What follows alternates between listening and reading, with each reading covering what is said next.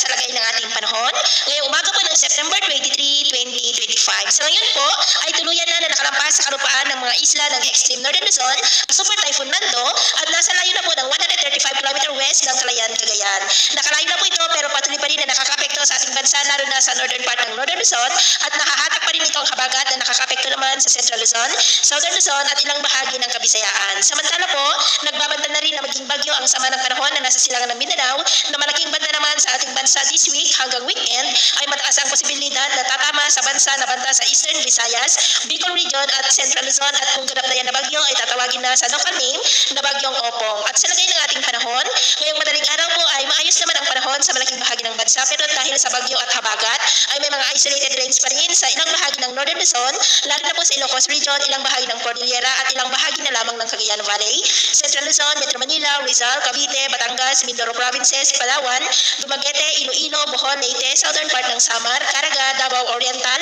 Zamboanga Peninsula at Sulu Archipelago. At mamaya ay sisikat naman ang araw sa malaking bahagi ng bansa pero may chance pa rin ng cloudy skies with isolated rains sa Northern Luzon, lalo na sa Ilocos Region, Benguet, Nueva Vizcaya, maging sa may Central Luzon, Metro Manila, Calabarzon, Legazpi, Mimaropa, Iloilo, Dumaguete, Bohol, southern part ng Leyte, Caraga, Davao Region, Cotabato, at ilang bahagi po ng Zamboanga Peninsula. At mamayang hapon, may mga isolated rains pa rin sa ilang bahagi ng ating bansa kaya mag-ingat po tayo sa mga banta pa rin ng mga pagbaha